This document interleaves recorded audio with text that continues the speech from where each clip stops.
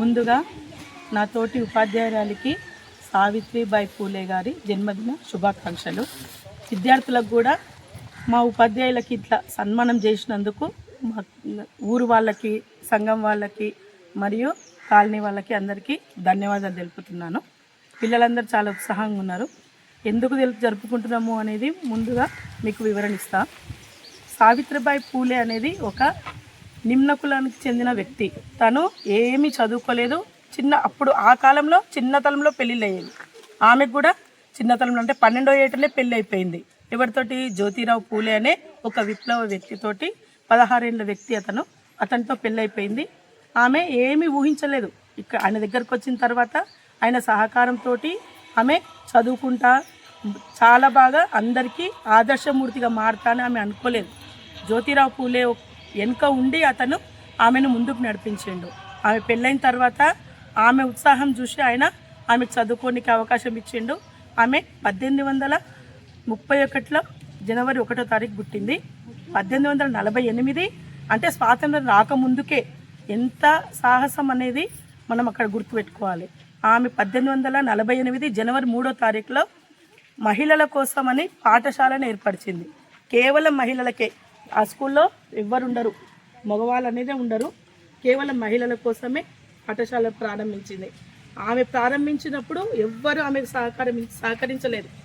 అందరూ ఆమె ఇంటి నుంచి బడికి పోతుంటే అందరూ బురద జల్లేవారంట, రాళ్ళు పెట్టి కొట్టేవాళ్ళంట, ఎట్లనో మాట్లాడేదంట, గలీజ్ మాటలు మాట్లాడేవాళ్ళంట.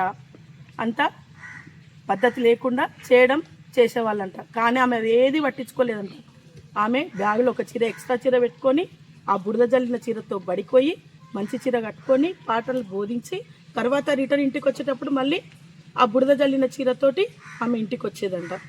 ఆమె అట్లా పట్టు వీడని విక్రమార్కురాల్లాగా ఎవ్వరు ఎన్ని మాటలన్నా కూడా పట్టించుకోకుండా కేవలం ఆడవాళ్లకు పాఠాలు అందాలి, వాళ్ళు విద్యావంతులు కావాలి, వాళ్ళు అన్ని రంగాలలో ముందుండాలనే ఉద్దేశంతో ఆమె అన్ని పనులు అంతా పట్టుదలతోటి చేసింది. కాబట్టి ఆమె దాన్ని సాధించింది. చివరికి ముస్లిం వాళ్ళు పాఠశాలకు స్థలం ఇచ్చిండ్రు.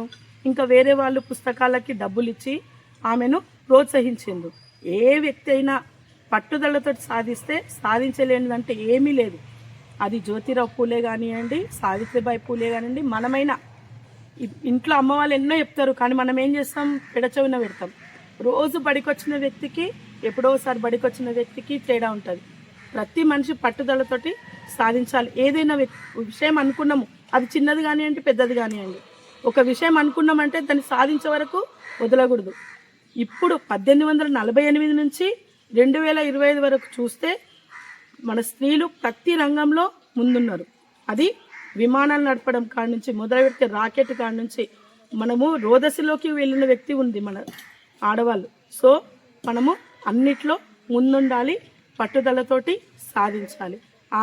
ఆమె జీవిత చరిత్ర మనకు దాన్నే తెలుపుతుంది.